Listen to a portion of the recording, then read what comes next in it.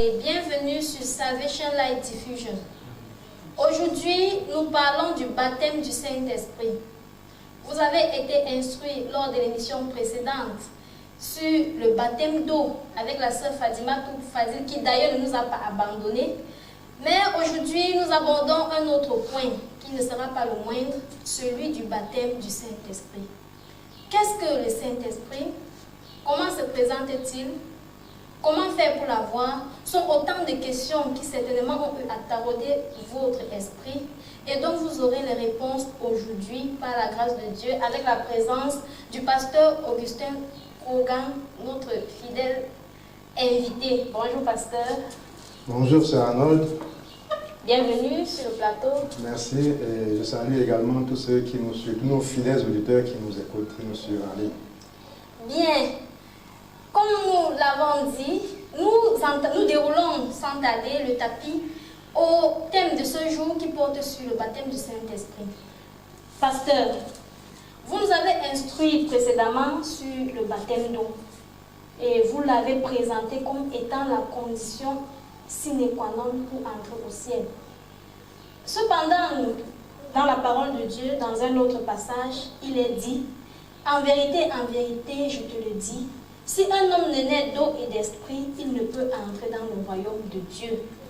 Devrait-on comprendre par là qu'il y a une autre condition à remplir pour entrer au ciel? Je voudrais d'abord dire que je n'ai pas dit que c'est la condition sine qua non pour entrer au ciel, le baptême d'eau. Mais j'ai dit que c'est un engagement que quelqu'un prend pour suivre Dieu, pour marcher selon les saintes Écritures. Ceci étant, le baptême d'eau, aussi longtemps qu'il demeure indispensable, le baptême du Saint-Esprit le demeure également. Parce que la même personne qui a exigé que l'on soit baptisé pour s'engager ainsi à le suivre, a exigé également que l'on soit baptisé du Saint-Esprit pour être davantage en communion avec lui et pour recevoir de lui toutes les instructions nécessaires pour la marche chrétienne. Donc, le baptême du Saint-Esprit est indispensable. Aussi, le baptême d'eau est indispensable. Déjà, je voudrais dire que toute parole de Dieu est indispensable pour le chrétien. Parce qu'il est écrit que toute parole est inspirée de Dieu et utile pour convaincre, pour enseigner, afin que l'homme de Dieu soit utile, complet et qu'il soit parfait en toutes choses. Si nous comprenons bien, pasteur, le baptême du Saint-Esprit et le baptême d'eau sont inséparables en ce qui concerne l'héritage de la vie éternelle. Ceci est automatique, inséparable entre eux, comme je le dis, et inséparable avec toute la parole de Dieu. C'est pour dire que le baptême du Saint-Esprit vient pour continuer à compléter ce que le chrétien doit avoir pour continuer sa marche vers le ciel. C'est un élément parmi tant d'autres qu'il faut que le chrétien puisse regrouper dans sa vie pour marcher de façon plus sûre devant Dieu. Merci pour la précision, pasteur. Cependant, une autre question nous intéresse, celle de savoir si le fait d'être baptisé d'eau au nom du Père, du Fils et du Saint-Esprit voudrait dire que en même temps qu'on reçoit le baptême d'eau, on reçoit le baptême du Saint-Esprit. Le baptême d'eau, dès le départ, a été appelé baptême de Jean. Et quand on dit baptême de Jean, ça veut dire que c'est Jean qui l'a apporté, c'est Jean qui l'a institué, cette forme de baptême. Plonger l'homme dans l'eau pour son engagement à suivre Dieu avec sa conscience, de bonne conscience. Ceci étant, le baptême du Saint-Esprit vient après. Parce que dans Actes chapitre 1, verset 4 à 8, Jésus recommande à ses disciples de ne point s'éloigner de Jérusalem jusqu'à ce que le Père leur envoie le Saint-Esprit, ce qu'il avait promis. Or, ils étaient baptisés d'eau. Même ceux qui viennent après seront baptisés d'eau. Et il y a une différence donc, entre le baptême d'eau et le baptême du Saint-Esprit.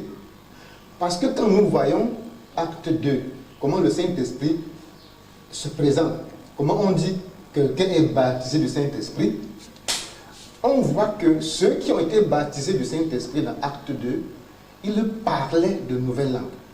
Le passage de acte 2 nous fait comprendre que tout à coup, quand les apôtres et les autres disciples priaient, tout à coup, il est survenu dans le ciel un bruit comme celui d'un grand vent impétueux. Et on a vu des langues séparées, comme les flammes, les langues de feu séparées les unes des autres. Et chaque langue de feu s'est posée sur chacun d'eux. Ils sont mis à parler en d'autres langues selon que l'Esprit leur donnait de s'exprimer. Ça veut dire que si quelqu'un croit que le fait qu'il soit baptisé au nom du Père, du Fils, du Saint-Esprit, ça veut dire qu'il est baptisé du Saint-Esprit, qu'il nous témoigne qu'il a aussi parlé en d'autres langues et nous serons convaincus que certainement il est baptisé. Mais s'il ne peut pas parler en d'autres langues, ça veut dire que ce n'est pas le baptême du Saint-Esprit qu'il a reçu en recevant le baptême d'eau. Merci, pasteur. Dites-nous, qu'est-ce que le Saint-Esprit en lui-même? Le Saint-Esprit, en fait, c'est une puissance, selon toujours acte 1. Vous recevez une puissance survenant sur vous. Et vous serez mes témoins dans Jérusalem, dans la Judée, à Samarie, jusqu'aux extrémités de la terre. C'est une puissance. Une puissance qui entre dans la vie chrétienne pour agir, pour travailler avec lui et pour le conduire davantage dans les voies de Dieu. Le Saint-Esprit est un consolateur. Il vient parce que Jésus n'est plus là. Il vient donc pour donner aux chrétiens d'avoir encore la force dans sa marche chrétienne, dans les difficultés de la marche chrétienne, pour lui donner la force de continuer avec consolation, avec un cœur de paix dans cette voie difficile à suivre. Le Saint-Esprit, on peut encore dire, c'est le Père et le Fils. Quand Jésus dit, nous viendrons chez lui, moi et le Père, nous viendrons chez lui, nous habiterons avec lui, il parle bien du Saint-Esprit dans Jean 14. Ah, pasteur, à vous entendre, la soif de la voix naît naturellement. Mais comment savoir que c'est le Saint-Esprit? En fait, comment se présente-t-il? Cette puissance-là, ce consolateur-là, vient-il sous forme de fumée? Est-ce un vent? Qu'est-ce que c'est en fait? Quand on dit déjà esprit, Saint-Esprit, chacun qui connaît le mot esprit, c'est que c'est une force immatérielle. C'est une force incorporelle. C'est-à-dire que vous ne pouvez pas la toucher de vos doigts, ni la voir de vos yeux humains. Donc le Saint-Esprit ne se présente pas sous forme d'un animal, d'un arbre, ou bien d'un homme, ou d'un rocher, ou de quelque chose qui soit visible et palpable. C'est une force qui ne se voit pas avec l'œil humain. Mais il peut s'incarner, c'est-à-dire il peut se matérialiser. Nous avons vu, par exemple, comment dans le désert où Moïse se trouvait, Dieu est venu là-bas comme une colonne de feu qui brûlait les herbes et ça ne se consumait pas. Ce n'est pas que Dieu c'est le feu, mais il s'est matérialisé comme ceci pour que Moïse puisse le connaître, le voir et avoir une idée qu'il y a quelque chose d'important, d'extraordinaire qui est devant lui. Donc le Saint-Esprit peut se matérialiser sous n'importe quelle forme, ça dépend de lui, mais de prime abord, c'est un esprit, il est invisible, il est immatériel. Merci pasteur une fois de plus pour cette précision. Nous voulons savoir à présent, qu'est-ce qui justifie l'indispensabilité du Saint-Esprit dans la vie des chrétiens, tel que la parole de Dieu nous le fait savoir? Déjà, quand Jésus veut déjà quitter ses disciples physiquement, il leur recommande, ça c'est dans Acte 1, de ne pas s'éloigner de Jérusalem jusqu'à ce qu'ils reçoivent cette puissance d'en haut. C'est alors qu'ils vont sortir pour le témoigner, pour être ses témoins à Jérusalem, dans la Judée, dans la Samarie et jusqu'aux extrémités de la terre. Nous voyons déjà que si cette recommandation formelle est donnée aux disciples par Jésus, ça veut dire que le Saint-Esprit a une place dans l'action continuelle l'action qui continue la mission de Jésus, qu'ils doivent poser sur la terre pendant qu'ils vivent. Or, Jésus lui-même nous a déjà enseigné et enseigné à ses disciples pendant sa vie que quand cette puissance viendra sur eux, il sera avec eux, il sera en eux, il leur enseignera toute la vérité. La vérité. Ça veut dire que le Saint-Esprit est déjà un enseignant. Il leur dira des choses, leur rappellera des choses passées et leur dira des choses à venir. Vous voyez que le Saint-Esprit peut même, connaissant le futur, dire aux chrétiens que demain telle chose t'arrivera, demain il y aura tel problème, après-demain dans un an il y aura telle chose. Donc le Saint-Esprit est déjà un enseignant en tant que tel. Il est aussi pour te révéler des choses cachées que tu ne connais pas. Ce qui fait que la vie chrétienne sans Saint-Esprit est une vie hasardeuse. Le Saint-Esprit est là aussi pour convaincre du péché, de la justice et du jugement. Donc le Saint-Esprit arrive comme ça peut te démontrer, t'ouvrir les yeux pour que tu saches que donc j'étais dans les ténèbres, dont j'étais perdu. Le Saint-Esprit agit de cette façon et peut passer par toi aussi pour convaincre un autre. Le Saint-Esprit est aussi capable de donner la sagesse aux hommes. Le Saint-Esprit est un esprit de sagesse, un esprit d'intelligence. Le Saint-Esprit est aussi capable de guider l'homme. Il vous conduira dans toute la vérité. Donc le Saint-Esprit te dit, ça c'est faux, ça c'est juste, ça c'est faux, ça c'est juste. Donc il a pour te conduire dans toute la vérité. Le Saint-Esprit rend témoignage de Jésus.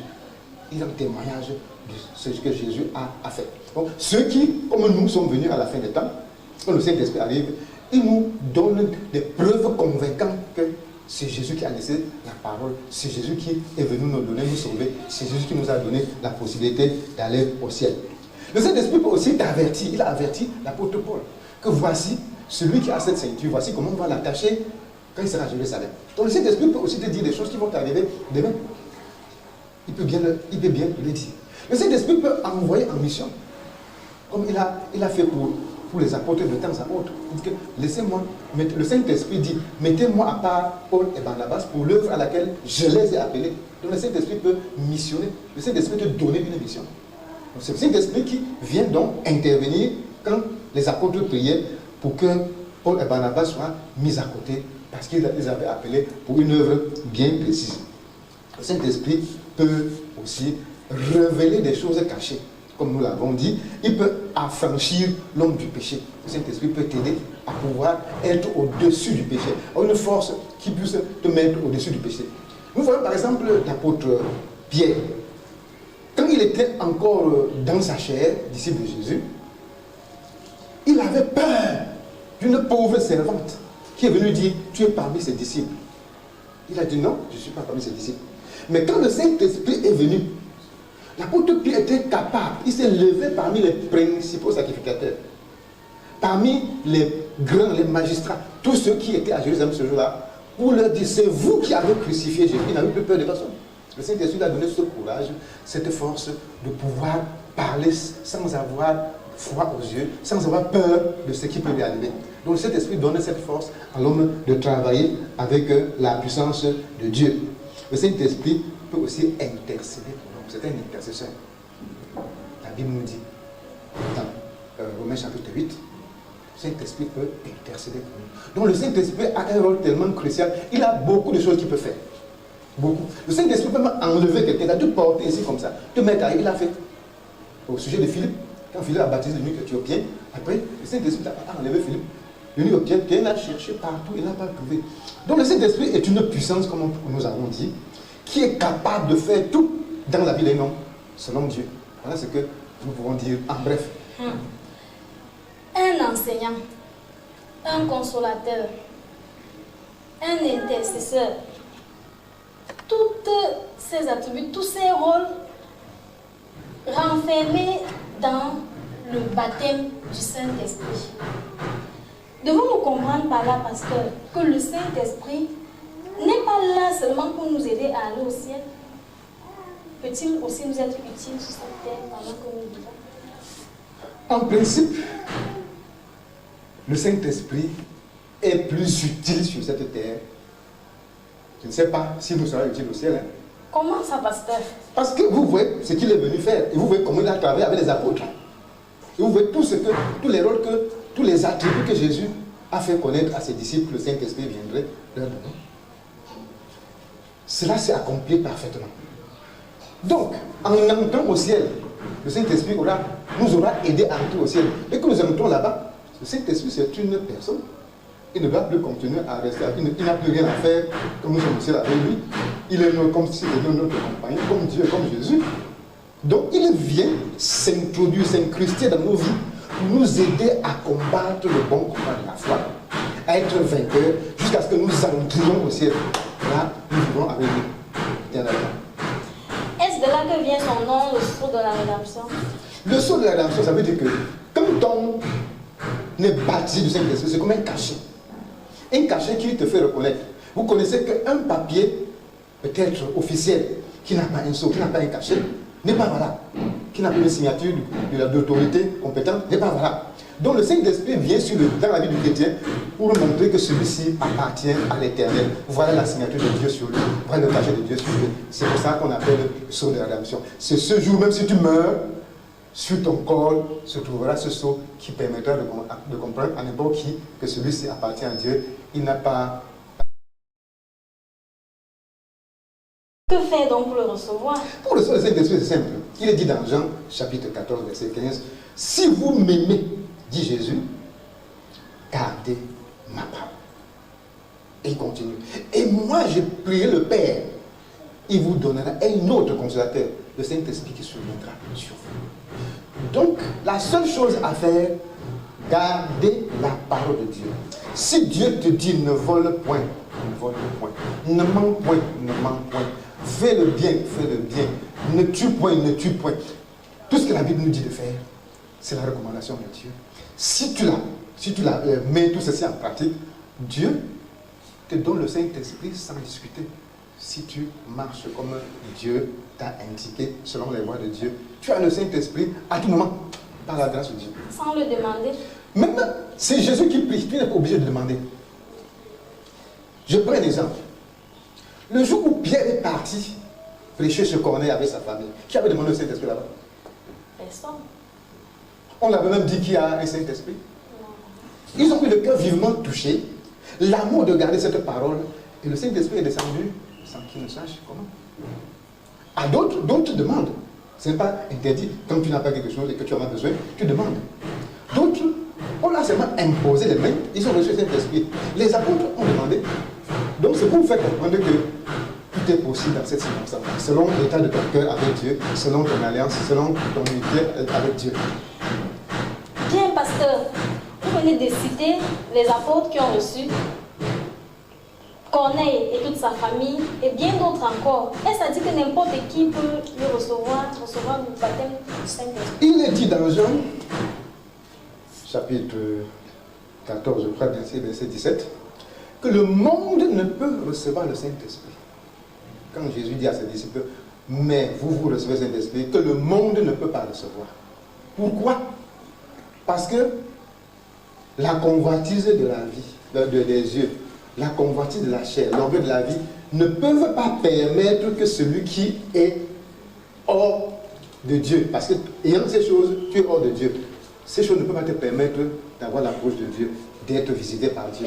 Donc si tu ôtes le monde de ton cœur, par la parole de Dieu, le Saint-Esprit vient. Mais aussi longtemps que le monde reste dans ton cœur, les choses du monde restent dans ton cœur, Dieu ne peut pas entrer. Mais n'importe qui dit je crois en Jésus, laisse le péché, accepte Jésus comme son sauveur personnel, ouvre son cœur, le Saint-Esprit, il entre sans difficulté. Amen. Pasteur, dites-nous, une fois qu'on a abandonné le péché et qu'on a reçu le baptême du Saint-Esprit, est-il un acquis, devient-il un acquis pour celui qui le reçoit? Rien n'est acquis quand nous sommes sur la terre avec Dieu. Rien n'est acquis. Mais je dis rien. Parce que Judas même avait aussi été un apôtre. Ce n'était pas un acquis. Il a perdu sa place parce qu'il a aimé le péché. Il est tourné dans ses vomissures. Il a aimé le vol. Or, on le comptait parmi les apôtres. Tous ceux qui croient en Dieu doivent persévérer jusqu'à la fin dans la parole de Dieu avant d'être sauvés. Ou avoir le Saint-Esprit aujourd'hui et le perdre demain.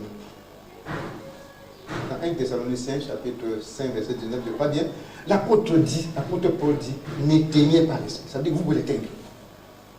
Ou l'éteindre par le péché, l'éteindre par la mauvaise vie, l'éteindre en marchant contrairement à la voie de l'Éternel. Vous pouvez l'éteindre. Donc ça veut dire que quand vous avez le Saint-Esprit, il faut encore le garder jalousement. Et le garder jalousement, c'est continuer à l'alimenter avec la prière et avec la pratique de la parole de Dieu, la méditation et la pratique de la parole de Dieu. C'est-à-dire que lire jour et nuit la parole de Dieu et la mettre fidèlement en pratique. C'est alors qu'on garde le Saint-Esprit et qu'on peut garder son âme jusqu'au bout. Recevoir le Saint-Esprit ne suffirait donc pas. Il faudrait encore travailler pour le garder, pour le conserver, jusqu'à ce que le Seigneur Jésus-Christ revienne. Maintenant, dites-nous, pasteur, comment savoir qu'on l'a reçu?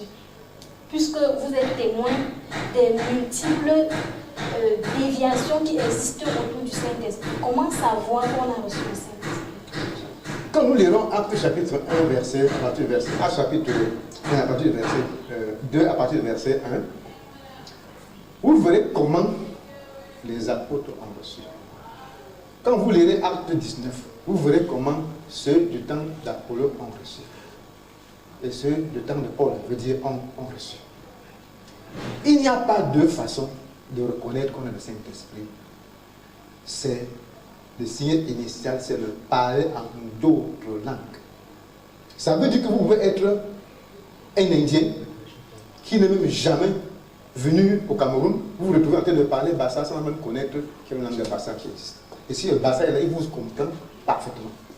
Vous pouvez être un Français qui n'a jamais entendu parler arabe. Quand vous recevez le Saint-Esprit, vous parlez arabe plus qu'un arabe. Puisque vous parlez même sans hésiter, sans danser. Et vous avez l'accent qui convient à ça. Donc vous parlez en d'autres langues. C'est pour ça que Jésus, en partant, en quittant ses apôtres, on dit: voici les miracles qui accompagneront ceux qui auront cru. En mon nom, ils chasseront les démons. Il ajoute, deuxième miracle, il y en a plusieurs, ils parleront de nouvelles langues. Donc si tu crois, tu dois parler cette nouvelle langue pour t'assurer que tu as le Saint-Esprit. Tu dois parler cette nouvelle langue. C'est-à-dire, ça peut être la langue des anges, ça peut être la langue des hommes, mais ce sont des langues intelligibles, que celui qui parle cette langue comprendra et te dira ce que tu as dit et sera capable de comprendre tout ce que tu as dit. Nous avons vu l'exemple avec les apôtres. Quand ils ont été baptisés du Saint-Esprit, tous ceux qui étaient dans Jérusalem le jour-là, chacun les entendait parler dans sa propre langue, sa langue maternelle. Or, les apôtres et tous ceux qui étaient là étaient des Galiléens. Ils n'étaient jamais partis pour la plupart dans les pays comme en Éthiopie, comme en Égypte, comme en Mésopotamie. Mais ils parlaient la langue des Mésopotamiens, des Éthiopiens, des Égyptiens, sans les avoir apprises. Et c'est pourquoi je dis bien que les langues que l'on parle, ce ne sont pas celles qu'on apprend à l'école, c'est celles que le Saint-Esprit vous donne à la seconde. Et vous maîtrisez, vous parlez correctement comme le natif de ces zones-là, de ces régions ou de ces tribus-là. Voilà comment ça se manifeste. Hors de ça, nous ne connaissons plus d'autres formes de manifestation pour reconnaître qu'on est baptisé du Saint-Esprit. Bien, merci une fois de plus pour la précision, pasteur.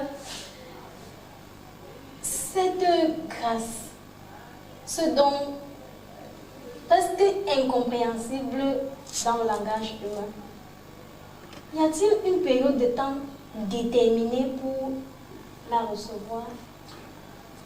Le temps, la période indiquée pour recevoir le Saint-Esprit, ce n'est que la période de votre conversion.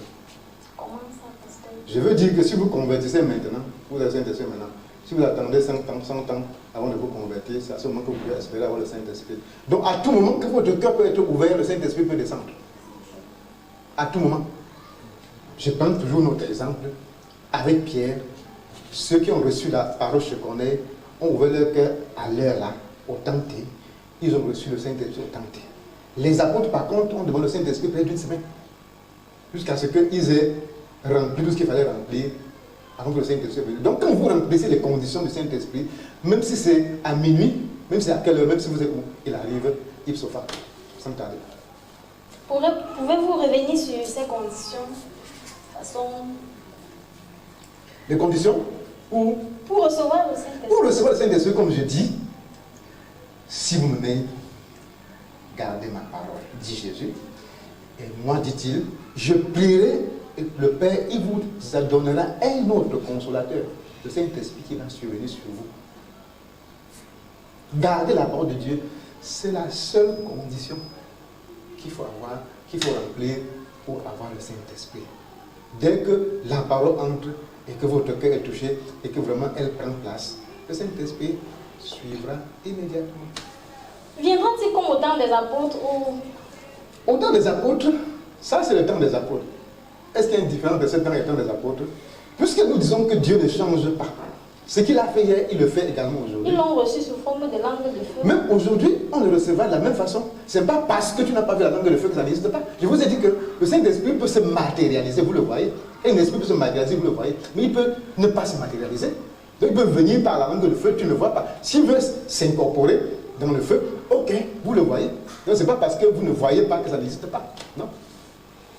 Ok, comprenons par là que le Saint-Esprit peut être reçu aujourd'hui par tous ceux qui se convertissent, comme ça a été le cas dans les temps anciens. Puisque le pasteur l'a bien précisé, Dieu ne change pas sa parole également. Pasteur, permettez-nous de vous poser une question qui vous concerne. Combien de temps avez-vous fait pour recevoir le Saint-Esprit? Quelques minutes. Quelques minutes. Quelques minutes. Je voudrais expliquer un peu. Quand m'a présenté cette bonne parole de Dieu, le verset qu'on a lu, c'était « Voici les miracles qui accompagneront ceux qui auront cru. En mon nom, ils chasseront les démons. Ils leur parleront de nouvelles langues. Ils saisiront des serpents. S'ils boivent quelques breuvages mortels, cela ne leur fera point de mal. Ils imposeront les mains aux malades et les malades seront guéris. » J'ai vu tous ces miracles. Ce qui était plus proche de moi, j'ai vu que ce n'est que parler en langue là. J'ai dit, il faudrait bien que je parle en langue. Comment fait-on pour parler en langue? Ceux-là m'ont dit, viens, on va te montrer bibliquement. Nous avons fait 3 jours pour qu'ils me montrent ce que je dois rentrer comme conduite. Ça veut dire que le péché, comment je dois confesser mon péché, ce que je dois rejeter, à quoi je dois renoncer, comment je dois me convertir. Et quand ils ont fini l'enseignement, ils m'ont dit, confesse tes péchés, repens-toi. J'ai confessé jusqu'à finir. Ils m'ont dit, demande le Saint-Esprit. Dès que je me suis mis à demander le Saint-Esprit, il est venu naturellement et simplement. Le temps le plus long a été celui de se préparer. C'est de se préparer, il fallait se préparer. Bien, c'est sur cette réponse que nous mettons fin à cette émission. Nous abordons la fin de cette émission. Nous sommes ravis de vous avoir eu nombreux à la suivre et nous croyons que vous avez été pleinement instruits sur ce que c'est que le baptême du Saint-Esprit et que compte tenu de son rôle, de son indispensabilité, de son apport dans la vie du chrétien, certainement, pour ceux qui ne l'ont pas encore reçu, vous vous attellerez à le chercher. Sur ce, nous vous disons merci une fois de plus et au revoir pour une autre édition de Selon les Saintes Écritures.